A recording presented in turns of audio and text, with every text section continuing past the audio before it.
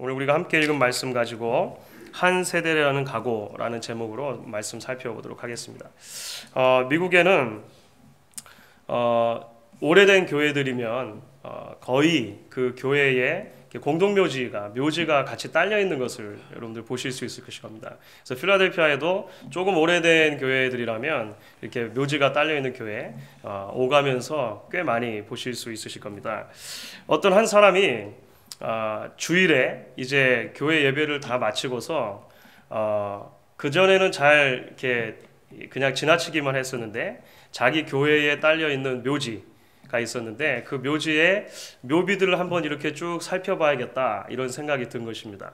그래서 이제 묘지를 이렇게 쑥 둘러보다가 여러 묘비들을 한 번씩 보고 이렇게 했습니다. 그 중에서 한 묘비에 그 적혀 있는 묘비 명이 재미있어서 그 자리에 서서 읽게 되었습니다.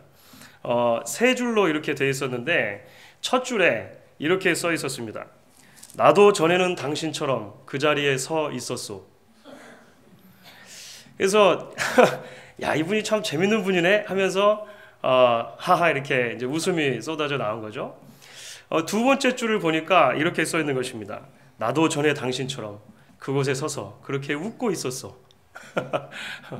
그래서 이분이 이제 깜짝 놀란 거죠. 그래서 이게 그냥 장난으로 써는 게 아닌가 보다 이런 생각을 가지고 이제 마지막 줄을 읽는데 마지막 줄에는 이렇게 써 있었습니다. 이제 당신도 나처럼 죽을 준비를 하시오. 이렇게 써 있었습니다. 우리 삶의 가치에 대해서 생각하고 또 우리 삶의 방향에 대해서 잘 생각하면서 살기를 바란다. 누군가가 그 후손들이 이 묘비를 볼 때마다 그렇게 살았으면 좋겠다는 마음으로 아마 그분이 그렇게 자신의 묘비에 쓰도록 했던 것 같습니다. 여러분 오늘 우리가 함께 읽은 이제 여호수아서의 본문은 우리가 그동안 오랜 시간 달려왔던 여호수아 전체의 결론에 해당합니다. 그런데 이 결론에 해당하는 이야기는 사실 일련의 죽음과 매장에 대한 이야기가 기록이 되어 있습니다. 여호수아의 죽음, 여호수아의 매장, 그리고 요셉이라고 하는 사람의 매장, 그리고 엘르아살, 제사장 엘르아살의 죽음과 매장에 대한 이야기가 기록이 되어져 있는 것이죠. 사실 여호수아서는 전체를 통해서 이스라엘 역사 가운데 굉장히 역동적인 한 도막을 우리에게 소개해 주었습니다.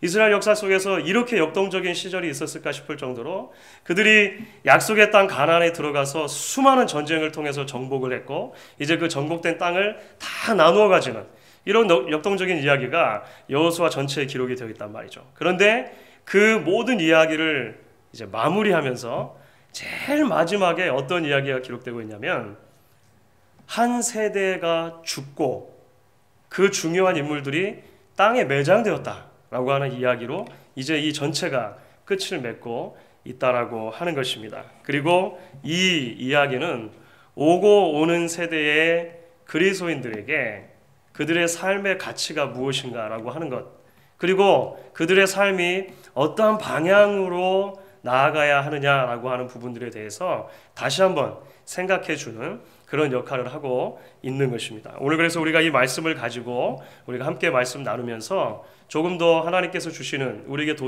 주시는 도전의 말씀들을 받고 또 함께 하나님 앞에서 은혜를 나눌 수 있기를 바라는 것입니다.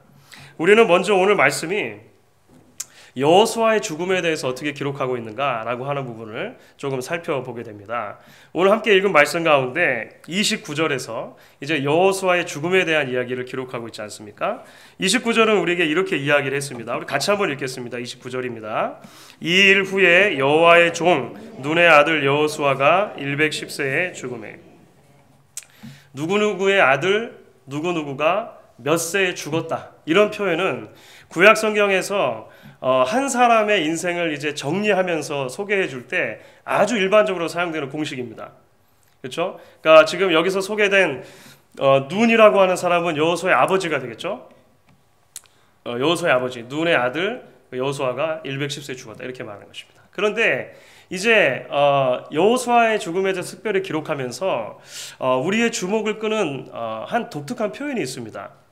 그러니까 일반적인 방법 그 한 사람의 죽음을 표현하는 그 양식 보다 이제 조금 더 정보가 우리에게 주어지고 있는 것인데요. 그것이 무엇이냐면 여호와의 종이라고 하는 표현이죠. 여호와의 종. 여호와의 종 여호수아가 죽었다 이렇게 이야기할 때 여호와의 종이라는 표현입니다. 여러분들 이게 왜 중요합니까? 별로 중요성을 못 느끼시는 것 같은데요. 사실 여호와의 종이라고 하는 표현 자체가 여호수아서 전체를 통해서 볼 때 어느 한 특정한 사람에게만 이전에 사용되었었기 때문에 그렇습니다. 어떤 한 사람에 대한 별명처럼 이 여호와의 종이라는 표현이 사용됐던 거예요. 누굴까요? 모세입니다. 모세. 여호수아서 전체를 통해서 14번에 걸쳐서 여호와의 종이라고 하는 표현은 모세에게 사용됐습니다. 다른 어느 누구에도 여호와의 종이라고 하는 표현은 사용되지 않았었어요. 그런데 여호수아라고 하는 이제 모세의 뒤를 이어서 이스라엘 지도자가 된 이 사람의 생애를 마무리하면서 성경은 그도 여호와의 종이다 이렇게 표현해주고 있는 것입니다. 이러니까 조금 독특한 것이죠. 처음으로 그를 그렇게 불러주고 있다라고 하는 것입니다. 우리는 여호수아 1장에서 여호수아가 모세의 뒤를 이은 지도자로 처음 세움을 받았던 장면 기억을 해보게 될 것입니다. 특별히 1장 1절부터 2절까지 말씀 한번 보시면 우리 같이 한번 읽도록 하겠습니다. 여호와의 종 모세가 죽은 후에 여호와께서 모세의 시종 눈의 아들 여호수아에게 일러 가라사대 내 종 모세가 죽었으니 이제 너는 이 모든 백성으로 더불어 일어나 이 요단을 건너 내가 그들 곧 이스라엘 자손에게 주는 땅으로 가라 이렇게 합니다. 여러분들 여기서도 보시면 아시겠지만 여호수아서가 첫 장을 딱 열면서 모세에 대해서 그리고 여호수아에 대해서 분명히 구분된 호칭을 사용하고 있습니다. 그렇죠? 모세는 여호와의 종이라고 부르고 있습니다. 하나님께서도 그를 내 종 모세 이렇게 부르셨어요. 반면에 여호수아는 어떻습니까? 눈의 아들이고 모세의 시종이죠. 그러니까 모세의 조력자라고 하는 것입니다. 어떤 영어 성경에는 모세's assistant 이렇게 번역되기도 하고 뭐 그랬습니다. 그래서 모세를 돕는 사람 여호수아였다라고 하는 것이죠. 그런데 이제 모세의 죽음 이후에 여호수아는 자신의 어깨에 굉장히 중대한 역사적인 사명이 하나 주어졌다는 것을 발견하게 됩니다. 그것이 무엇입니까? 모세의 뒤를 이어가지고 이스라엘의 지도자가 되어서 이스라엘 백성 전체를 약속의 땅 가나안 땅으로 인도해 드리는 것, 그리고 그 땅을 정복하고 나누어 주는 사명, 이 굉장히 놀라운 사명이 그에게 주어졌다라고 하는 것을 깨닫게 된 것이죠. 모세가 어떤 사람입니까? 모세는 이스라엘 역사 속에서 정말 불세출의 영웅입니다. 제가 아마 여호수아서를 말씀드리면서 여러 번 이런 표현을 사용했을 것입니다. 모세는 사실 다른 사람과 비교할 수 없을 정도로 이스라엘 역사 속에서 이스라엘 사람들 마음속에 그런 그 큰 인물로서의 위치를 차지하고 있습니다. 한국 역사에서 만약에 저희가 큰 사람 이렇게 따진다면 여러분은 누가 가장 먼저 떠오르시겠습니까? 세종대왕이나 이순신 장군 이렇게 떠오르지 않으시겠습니까? 이스라엘 역사 속에서 모세 하면 그렇게 떠오르는 사람이었다라고 하는 것이죠. 이집트의 왕자 신분이었습니다. 그러다가 이집트에서 노예살이 하고 있던 히브리인들을 이제 끌어내지는 출애굽시키는 그런 장본인이 되는 것이죠. 당대 이 고대 근동 지방의 가장 강력한 군주였던 이집트의 왕 파라오, 그와 당당하게 대적했고 10가지 재앙이라고 하는 하나님의 놀라운 기적을 통해서 바로의 무릎을 꿇게 했습니다. 홍해가 갈라지는 기적이 있었고 그리고 이스라엘 백성들을 구출해내는 놀라운 일이 있었단 말이죠. 200만에 이끄는 민족을 이끌고 광야 생활 가운데도 탁월한 리더십을 발휘했습니다. 위기의 시기가 올 때마다 하나님께서 주신 지혜와 기적으로 그들을 이끌었다고 하는 것입니다. 여호수아는 그런 모세의 뒤를 이어서 지도자가 되어야 되는 거예요. 그렇죠. 왜 두렵지 않았겠습니까? 왜 주눅들지 않았겠습니까? 왜 염려되지 않았겠습니까? 내가 과연 모세라고 하는 저 사람 뒤를 이어서 하나님께서 내게 주신 이 막중한 사명 감당할 수 있을 것인가? 두려웠겠죠. 그런데 하나님께서 그를 부르시면서 약속해 주신 것이죠. 염려하지 말아라. 내가 너를 제2의 모세처럼 만들어 줄 것이다. 그렇게 사용해 줄 것이다. 하나님이 약속하신 것입니다. 그래서 특별히 1장 5절에 보면 이렇게 이야기를 하시는 것입니다. 너의 평생에 너를 능히 당할 자가 없으리니 내가 모세와 함께 있던 것 같이 너와 함께 있을 것임이라. 내가 너를 떠나지 아니하며 버리지 아니하리라. 그리고 나서 마음을 강하게 하라, 담대히 하라, 두려워 말라, 놀라지 말라, 율법을 잘 지키라. 그런 권면의 말씀을 해주고 계시다라고 하는 것입니다. 그러면 여러분, 여호수아 전체를 통해서 볼 때 우리는 하나의 또 다른 각도로 여호수아서를 볼 수 있게 되어집니다. 그것은 무엇입니까? 여호수아서 전체는 여호수아라고 하는 이 한 사람이 이 두렵고 염려 가운데 있었던 그 한 사람이 어떻게 모세의 뒤를 이어서 여호와의 종으로 변화되어져 가느냐라고 하는 과정이라고 할 수 있겠죠. 여호수아 전체를 통해서 하나님께서는 그것을 증명시켜 주신 것입니다. 내가 여호수아 너와 함께 하겠다. 제2의 모세로 만들어 주겠다. 라고 하는 것을 하나님께서는 여호수아서 전체를 통해서 확증해 주셨다라고 하는 것이죠. 그리고 그를 그런 지도자로 세워 주신 것입니다. 그리고 나서 이제 여호수아의 죽음에 대한 이야기를 기록하면서 그동안 이렇게 잘 이렇게 아껴왔던 표현, 그게 뭡니까? 여호와의 종, 모세에게만 사용됐던 그 표현, 그 이름으로 여호수아를 불러주고 계신 거예요.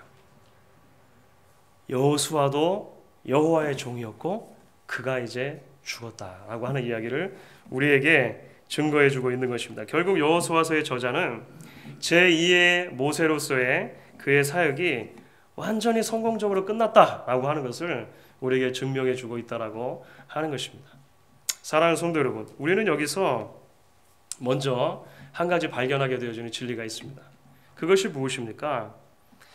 여호수아 전체를 통해서 하나님의 관심이, 여호와 하나님의 관심이 이스라엘이라고 하는 한 민족이 만들어내는 역사에도 있겠지만 또 다른 면으로 살펴보게 되어지면 여호수아라고 하는 한 사람이 어떻게 하나님의 종으로, 여호와의 종으로 변화되어지냐에 초점을 맞추고 있다는 것, 우리가 기억할 필요가 있다라고 하는 것입니다.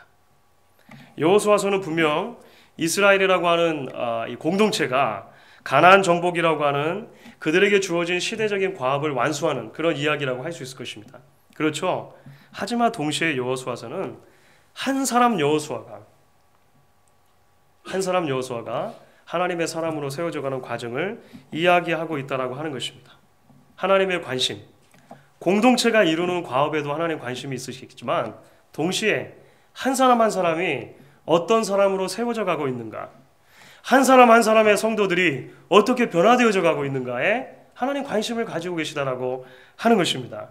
그렇기 때문에 사랑하는 성도 여러분, 저는 이 말씀이 오늘 우리에게도 위로와 도전의 말씀으로 들려줄 수 있다라고 생각을 합니다. 교회는 그리스도의 몸으로서 교회에게 주어진 하나님의 그 본질적인 사명을 붙들고 함께 이루어져가는 믿음의 공동체라고 할 수 있을 것입니다. 그래서 하나님께서 우리 교회에게 주신 사명이 있다라고 하는 거예요.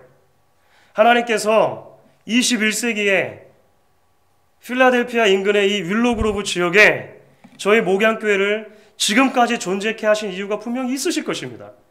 여러분 그 사실 믿으시죠? 별로 동의가 안 되십니까? 여러분 그 사실 믿으셔야죠. 하나님께서 우리 교회에게 주신 공동체적인 사명이 있다는 것입니다. 우리를 우리 되게 하는 그런 독특한 사명이 있겠죠. 우리는 그것을 계속해서 붙들고 함께 기도하고 이루어 가야 할 것입니다. 동시에 하나님의 교회는 반드시 그 교회를 이루고 있는 구성원 한 사람 한 사람, 여러분들 한 사람 한 사람이 하나님 앞에서 어떤 사람이 되어져 가고 있느냐에 우리의 사역의 초점이 있어야 한다라고 하는 것입니다. 여러분 한 사람이 여호와의 종으로 세워지는 것, 하나님의 사람으로 세워지는 것, 이것이 바로 하나님께서 우리에게 가지고 계신 관심의 또 다른 한 측면이라고 하는 것입니다. 우리가 이것을 기억해야 하는 것이죠. 내일 일을 알 수 없던 불확실한 삶의 무게에 짓눌려서 두려움과 염려 가운데 살아가던 한 사람이 능히 일당백, 일당천에 그리스도의 좋은 군사로 서게 되어지는 교회를 저희가 함께 꿈꾸었으면 하는 것입니다. 하나님을 기쁘시게 하는 삶을 살기보다 몸과 마음의 쾌락을 쫓아서 살아가던 한 사람이 은혜를 받고 하나님을 위해서 자신의 인생 전체를 드리기로 결단하는 변화가 우리 안에 있기를 우리가 간절히 소망했으면 하는 것입니다. 모세의 시종이었던 사람이 여호와의 종이 되는 변화, 우리가 경험할 수 있게 되어지기를 저는 간절히 기대하는 것이죠. 오늘날 교회가 소위 이 비전이라고 하는 명목하에 성도 한 사람 한 사람의 변화라고 하는 이 본질적인 가치가 희생되어지고 마는 모습을 보는 것은 참으로 큰 비극 중에 하나라고 저는 생각을 합니다. 우리가 이루는 일, 우리가 하고 있는 일, 만들어내는 일 이전에 하나님께서는 우리 한 사람 한 사람이 하나님 앞에 어떤 사람으로 서 있는가, 어떻게 우리가 변화되어지고 있는가 관심을 가지실 것이기 때문에 그렇습니다.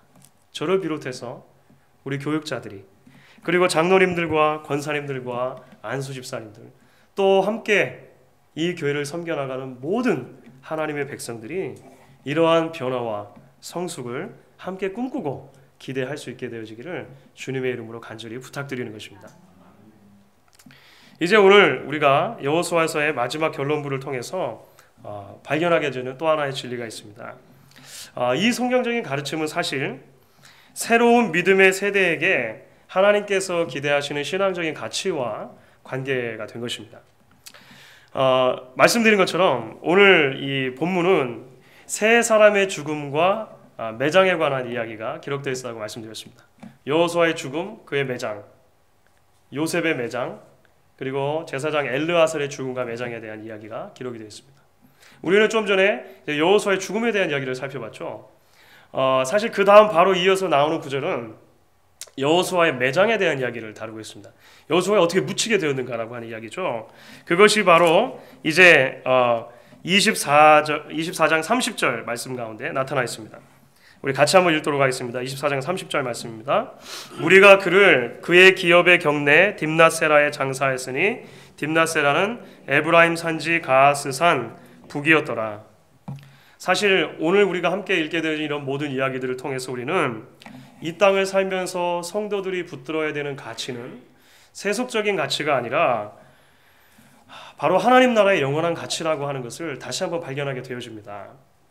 여러분들 딥낫세라에 이 여호수아가 묻히게 됐다라고 하는 이야기를 해주고 있습니다. 딥낫세라는 사실 이 가나안 땅에 대한 모든 분배를 마친 이후에 여호수아가 이제 다른 모든 형제 지파들 가운데서 이제 따로 떼서 받은 그런 자신의 그 성이 되어집니다.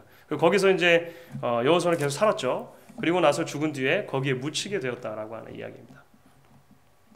19장에 보면 아주 재밌는 이야기가 하나 등장을 합니다. 이 이야기와 관계돼서 그때의 일을 여호수아서 19장 49절과 50절 우리에게 이렇게 증거를 해주고 있습니다. 조금 전으로 돌아가시면 여러분들 금방 찾으실 수 있는데요. 이것은 찾아서 한번 살펴보도록 하겠습니다. 여호수아서 19장 49절 50절 말씀입니다. 같이 한번 읽겠습니다. 이스라엘 자손이 그 경계를 따라서 기업의 땅 나누기를 마치고 자기들 중에서 눈의 아들 여호수아에게 기업을 주었으되 곧 여호와의 명령대로 여호수아의 구한 성읍 에브라임 산지 딥낫세라를 주매 여호수아가 그 성읍을 중건하고 거기 거하였었더라. 정복과 분배가 다 맞춰진 뒤에 이제 제일 마지막으로 여호수아가 자신의 거할 성을 분배받았다는 이야기입니다. 저는 언젠가 이 부분을 읽으면서 왈칵 눈물이 쏟아졌습니다. 왜냐하면 여호수아가 도대체 누굽니까? 여호수아는 모세의 뒤를 이어서 가나안 정복의 과업을 정말로 성공적으로 수행해내었던 그 또한 불세출의 지도자라고 할 수가 있을 것입니다. 지금까지 오는 동안 여호수아 장군이 얼마나 수많은 전쟁을 승리로 이끌었습니까? 모세와 마찬가지로 마지막에는 여호와의 종이라고 하는 그 타이틀을 받을 만큼 그도 역시 한 시대를 살았던 영웅이라고 할 수 있는 것이죠. 이스라엘 백성들을 편에서 볼 때 모세를 이어 정말로 이스라엘을 잘 인도해내었던 민족의 지도자라고 할 수 있는 것입니다.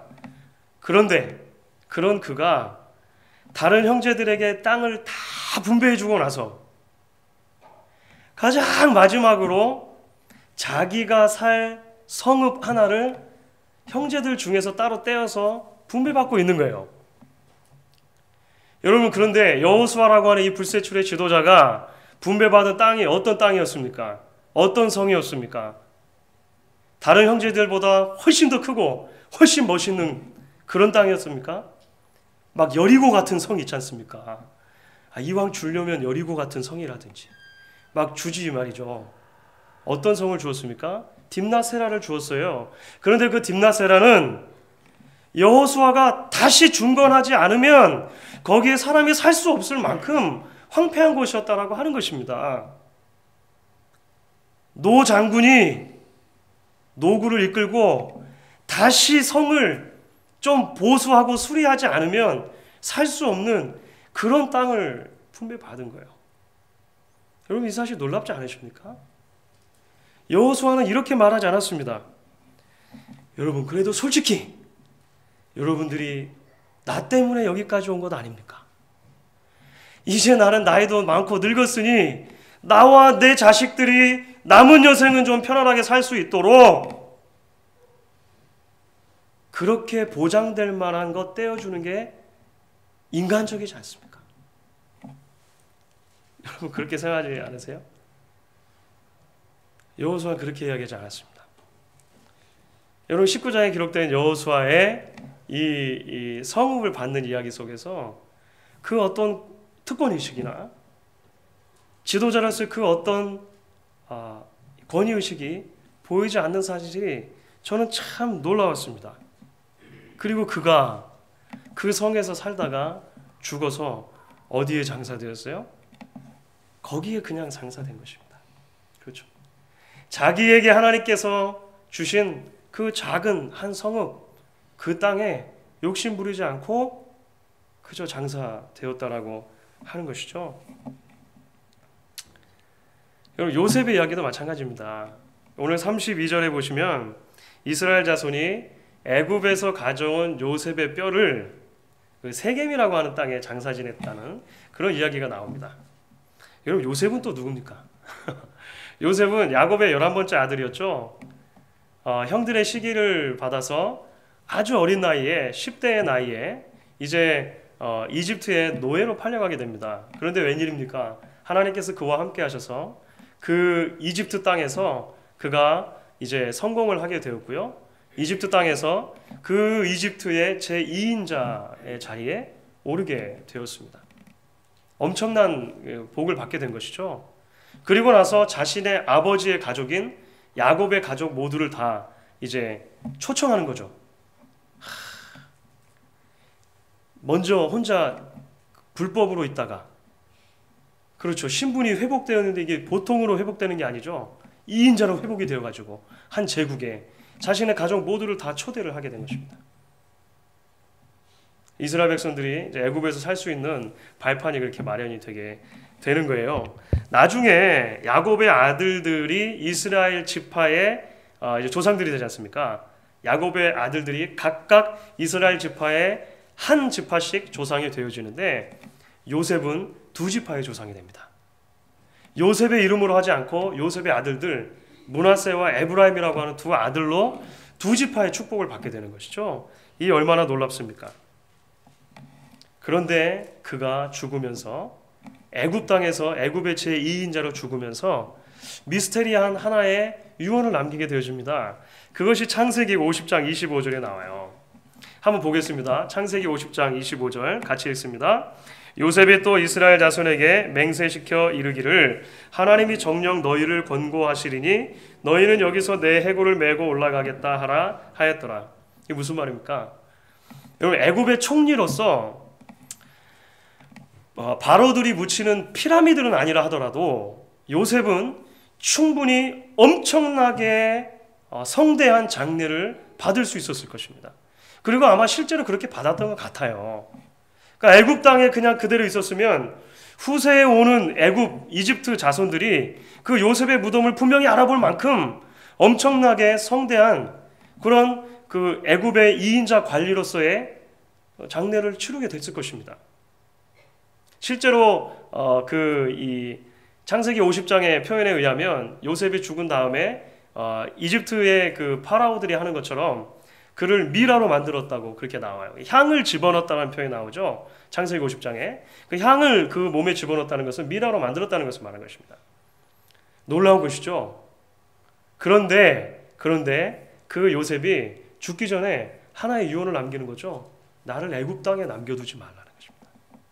내 유고를 애굽 땅에 남겨두지 말고 이스라엘 백성들이 나중에 출애굽할 날이 분명히 올 텐데 출애굽할 때 내 유고를 가지고 가라. 그래서 약속의 땅 가나안 땅에 내 뼈를 묻어다오. 이렇게 한 것입니다. 그리고 실제로 이제 그것이 여호수아에서 이루어지는 것이죠. 그 뼈를 가지고 나와서 아버지 야곱이 이제 합법적으로 샀던 땅이 있습니다. 세겜 땅인데요. 그 세겜 땅, 그 조그만 한 덩어리 땅에 이제 요셉이 묻히게 되었다라고 하는 것입니다. 마지막 엘르아셀의 죽음도 마찬가지입니다. 엘르아셀은 아론의 아들이었다고 기록하고 있어요. 당대의 가장 탁월한 종교 지도자였습니다. 그 엘르아셀의 아들이 그 유명한 비느하스였습니다. 비느하스. 우리가 이전에 살펴봤죠. 그가 죽을 때에도 어떻게 됐습니까? 자신에게 분배된 자그마한 땅, 그 땅에 그저 묻히고 끝났다. 이렇게 오늘 여호수아서가 그 책을 닫으면서 우리에게 증언해 주고 있다라고 하는 것입니다. 사랑하는 성도 여러분, 결국 여호수아, 요셉, 비느하스의 죽음과 매장의 이야기가 우리에게 도전해 주는 바가 무엇이라고 여러분 생각하십니까? 하나님의 백성들은 유한한 이 세상의 가치에 인생을 걸고 살아갈 수 없는 사람들이라고 하는 것입니다. 여호수아도 마찬가지고 요셉도 마찬가지고 엘르아살도 마찬가지였습니다. 이 땅에서 눈에 보이는 것, 그것이 전부가 아님을 알았기 때문에 그들의 인생을 사는 동안에 그렇게 하나님 앞에 헌신할 수 있었고 자신의 생을 마무리할 때 그저 작은 한 땅에 매장될 수 있었던 것입니다. 그것을 기뻐함으로 후손들에게 명령할 수 있었다라고 하는 것이죠. 하나님과 상관없이 살아가는 사람들은 이 땅에서 자신이 누리는 것, 이 땅에서 자신이 얻는 것, 이 땅에서 자신이 모으는 것에 온통 인생을 걸어놓고 살아갈 것입니다.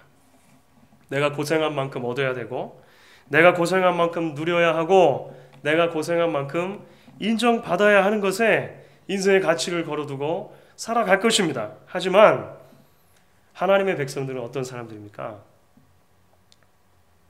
하나님의 나라를 선물로 받고 난 뒤에는 하나님 나라의 백성으로 이 땅을 살면서 왕이신 하나님의 통치와 왕이신 하나님의 공급하심을 누리며 매일매일을 살아가는 것이 가장 가치 있는 삶이라고 고백하며 살아가는 사람들이 된다는 것입니다. 아등바등 살아도 결국 우리가 묻히게 될 것은 한평 남짓되는 자그마한 땅이라고 하는 것을 끊임없이 기억하고 살아가는 사람들이라고 하는 것이죠. 그래서 눈에 보이는 것이 아니라 눈에 보이지 않는 영원한 하나님 나라의 가치에 인생을 걸어두고 믿음의 법칙을 따라 살기로 결단하는 사람들, 그 사람들이 바로 하나님 나라의 백성들이라고 하는 것입니다. 마치 약속의 땅 가나안을 선물로 받은 뒤에 그렇게 살아가야 했던 이스라엘 백성들처럼 말이죠. 이제 우리는 여호수아서 전체의 마지막 단원을 우리가 살펴보게 되었습니다. 여호수아서 전체에 대한 이제 결론 부분이 되는 것입니다. 여호수아서의 마지막 부분은 영적인 거인들의 죽음에 대한 이야기를 기록하고 있죠. 그런데 성경은 이러한 영적인 거인들의 죽음에 대한 이야기를 기록하면서 그래서 그렇게 또 한 세대는 지나갔다 라고 하는 것만 말하는데 목적이 있지 않다는 것을 우리가 주의를 기울일 필요가 있습니다.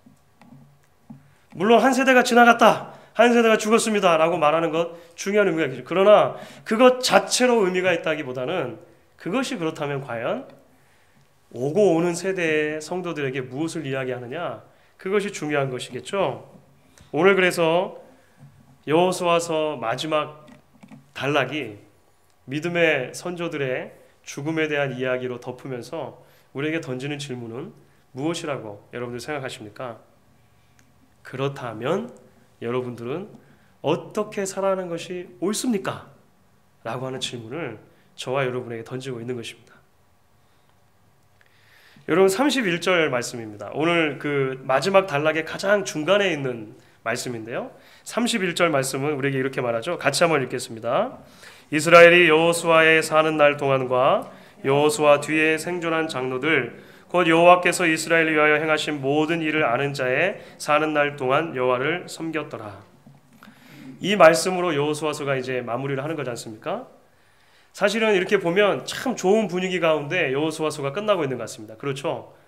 이제 하나님께서 이스라엘 백성들에게 주셨던 과업이 다 끝났고 믿음의 선조들이 다 죽었고 평안하게 죽었지 않습니까? 그것도 평안하게 죽었고 평안하게 장사되었고 그리고 그들이 신앙을 계속 지켰다.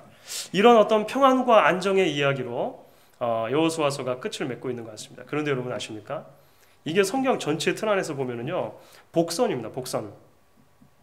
그러니까 폭풍 전의 고요함 같은 그런 느낌이 있어요. 왜냐하면 여호수아서 바로 다음 따라 나오는 성경의 책이 어떤 책입니까? 사사기죠. 사사기의 이야기는 어떤 이야기를 우리에게 전해줍니까? 여호수아 세대가 끝나고 나서 그 신앙의 바톤이 잘 연결되지 않았다라고 하는 것을 우리에게 증명해 주는 것이 바로 사사기의 말씀입니다. 여호수아가 사는 날, 그리고 여호수아와 함께 하나님의 일을 보았던 이스라엘의 그 증인들이 살았던 날만큼만 이스라엘 백성들은 하나님을 섬겼고 그 이후에는요 신속하게 하나님으로부터 떠나게 되었다라고 하는 것이 사사기의 기록이라고 하는 것이죠. 결국 사사시대를 살았던 이스라엘 백성들은 그러면 여러분들은 어떻게 살아야 합니까? 라고 하는 여호수아의 마지막 그 질문에 제대로 그들의 삶으로 답을 하지 못했다라고 하는 것을 우리가 발견하는 것입니다. 사사기의 명백한 실패는 여호수아서에 대한 묵상을 마치는 우리들에게 이제 새로운 도전을 주고 있는 것이죠. 그것이 무엇입니까? 우리들은 앞으로 어떻게 신앙의 이야기를 써 나갈 것입니까? 라고 하는 문제입니다.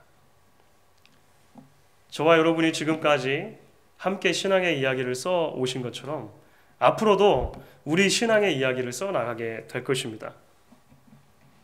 그런데 그렇게 써 나가는 우리의 신앙의 이야기들이 정말로 우리의 삶 전체를 통해서 하나님이 기뻐하시는 신앙의 이야기, 우리의 삶의 구석구석을 통해서 여호와의 종으로 하나님의 사람으로 살아드리는 그러한 신앙의 이야기 계속해서 써나갈 수 있는 그런 저와 여러분 될 수 있기를 주님의 이름으로 간절히 부탁드리는 것입니다.